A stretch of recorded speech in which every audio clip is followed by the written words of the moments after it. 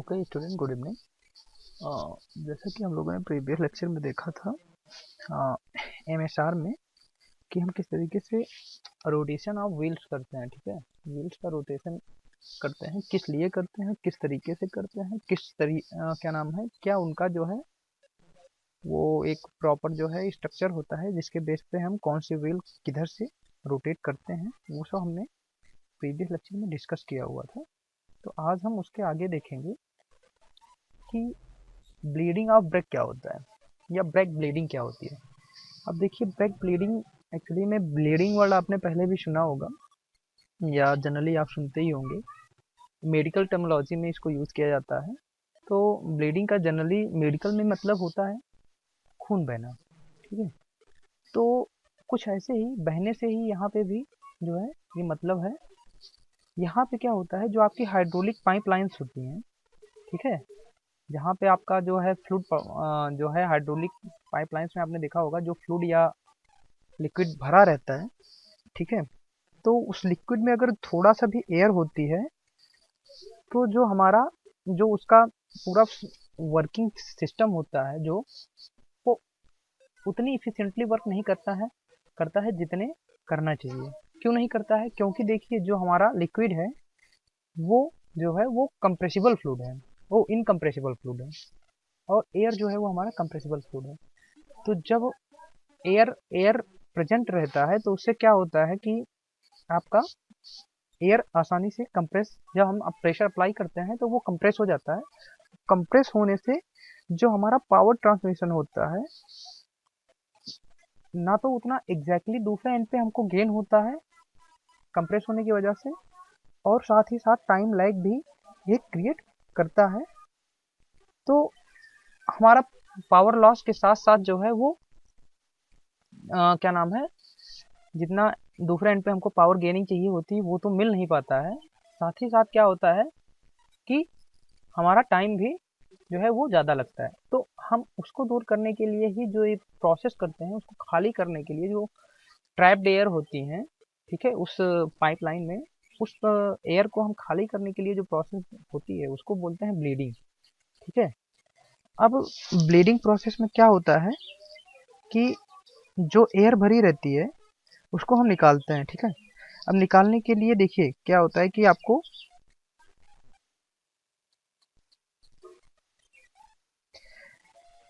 Generally क्या होता है कि इसमें आपको प्रत्येक जो आपका देखिए, एक तो मास्टर सिलेंडर होता है, ठीक है, जो जिसमें जो हमारा लिक्विड या आपका ये भरा रहता है, चाहे हाइड्रोलिक फ्लूइड जो भी भरा रहता है। ठीक है, तो मास्टर सिलेंडर क्या करता है, वहाँ से सारे जो सिलेंडर्स होते हैं, ठीक है, ब्रेक के अलग अलग व्हील्स पे, उनको वो ट्रांसमिट करता है। ठीक है, पावर किसके थ्रू? फ्लूइड के थ्रू, सप्लाई के थ्रू। ठीक है, डिस्ट्रीब्यूशन करता है और हर एक व्हील्स पे रिक्वायर्ड पावर सप्लाई करता है। ठीक है, अब देखिए क्या होता है कि जो फ्लूइड भरा हुआ है उसको अगर हमको जो है उसमें से एयर को या जो कंप्रेस क्या नाम है ट्रैप्ड एयर है उसको निकालनी है। तो हम क्या करते हैं कि आप तो देखेंगे तो जो प्रत्येक अपना व्हील सिलेंडर होता है या डिस्क कैलिपर जिसको आप बोलते हैं, ठीक है, उसके ऊपर एक ब्लीडिंग या ब्लीड वाल्व, जिसको ब्लीड स्क्रू भी कहते हैं, वो लगा होता है। ठीक है, तो हम क्या करते हैं कि वो ब्लीड स्क्रू जैसे ही ओपन करेंगे तो वहां से एयर जो है वो ट्रैप्ड एयर वो निकल जाएगी। देखिए ब्लीडिंग प्रोसेस क्या होता है, इसे रेगुलर बेसिस पे हम इसलिए करते हैं कि जिससे हमारी जो ब्रेकिंग एफिशिएंसी है वो मेंटेन रहे। ठीक है, अब सबसे पहले क्या करते हैं कि यहाँ पे आप अभी देखेंगे अ, ये रहा आपका, ठीक है, ये अरेंजमेंट है ब्लीडिंग चेक करने के लिए। तो इसमें देखिए क्या होता है कि आपको ब्रेक ब्लीडिंग करने के लिए जो है चार मेथड बेसिकली यूज़ होते हैं, जिसमें से ये पंप एंड होल्ड मेथड है, ये ज़्यादा जनरली किया जाता है। उसके अलावा वैक्यूम प्रेशर और रिवर्स मेथड भी हैं। तो ये आपको जो यहाँ पे दिख रहा है ये पंप एंड होल्ड मेथड है। ठीक है, अब इसमें क्या करना होता है, ये आपके जो है ड्रम होता है या व्हील ब्रेक होता है।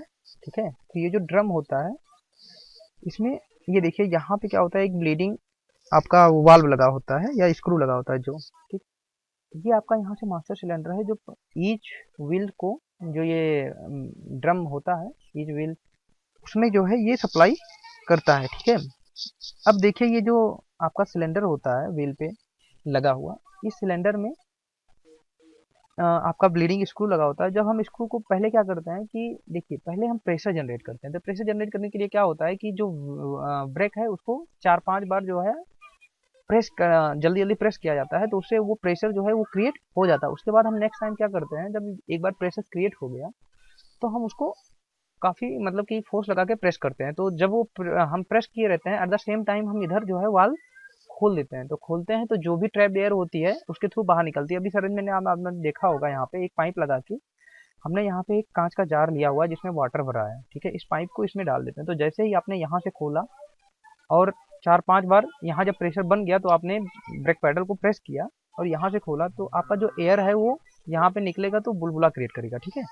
अभी नेक्स्ट टाइम भी हम सेम प्रोसेस 3 से 4 बार 5 बार रिपीट करेंगे, जिससे क्या होगा कि हमारा होल सिस्टम, ठीक है, उसमें जो भी एयर ट्रैप रहेगा वो निकल जाएगा और इस तरीके से जो है वो कंप्लीट ब्लीडिंग प्रोसेस जो है वो हमारी कंप्लीट हो जाएगी, ठीक है। तो इसके अलावा जो हमारा अब अगली टॉपिक है वो है ब्रेक एडजस्टमेंट, कि आप ब्रेक को एडजस्ट कैसे करते हैं, ठीक है। ब्रेक एडजस्टमेंट इसलिए ज़रूरी है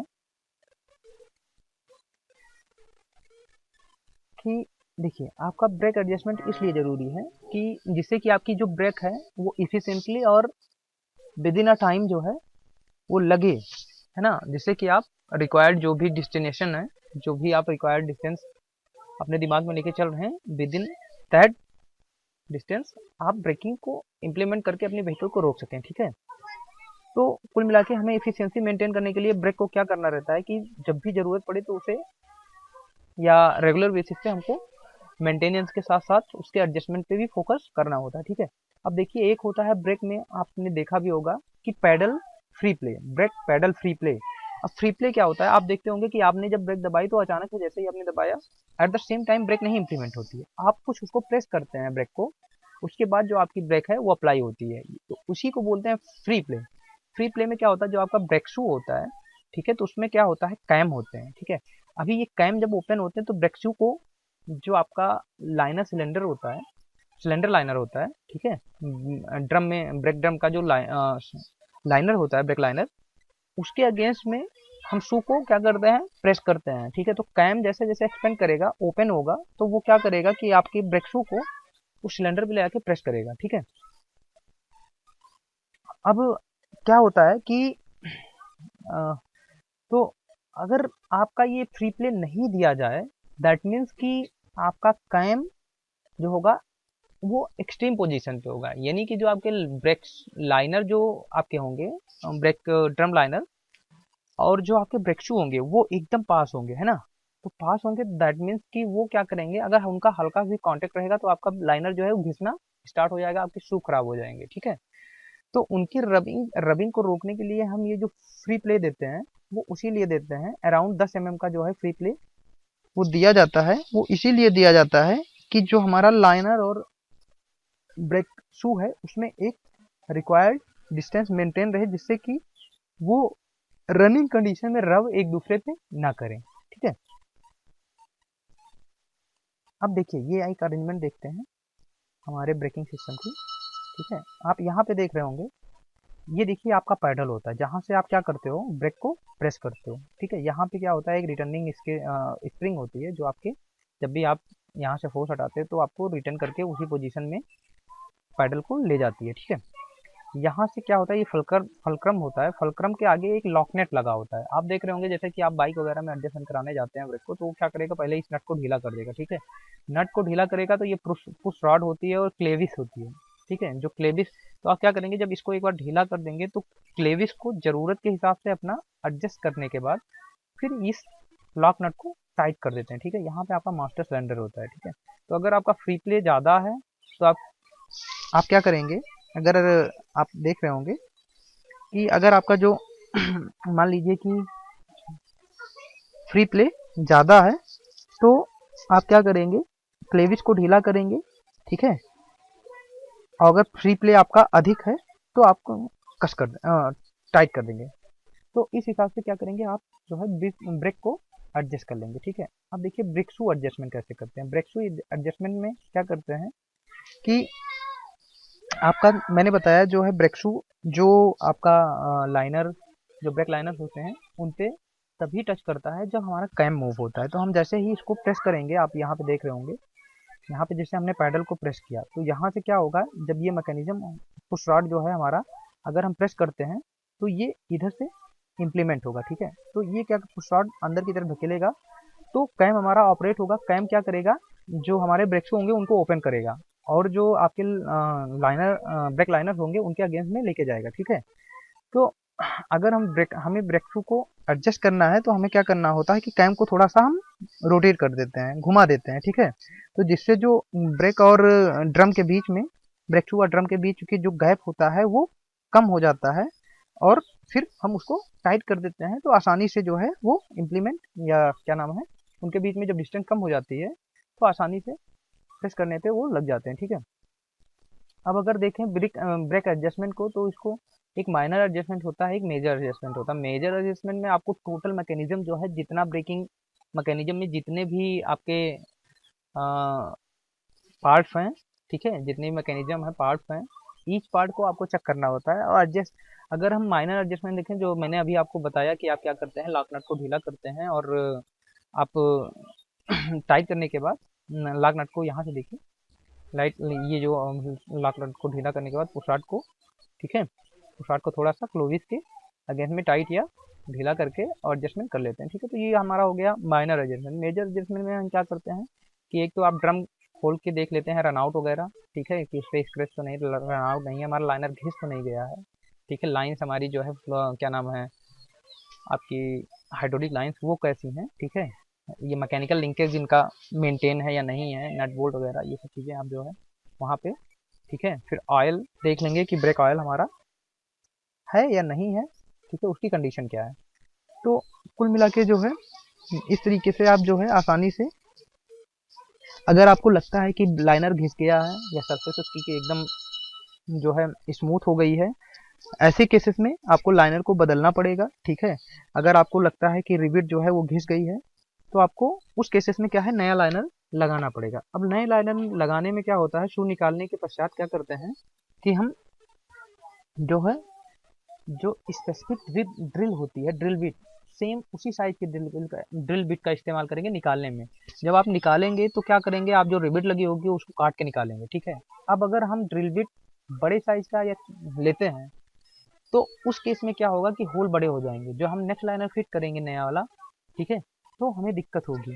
तो ये चीज़ें हम ध्यान रखेंगे कि हमारा ड्रिल जो है वो जो भी हमारा एडिक्वेट साइज है उसी का हम ड्रिल बिट लें, ठीक है।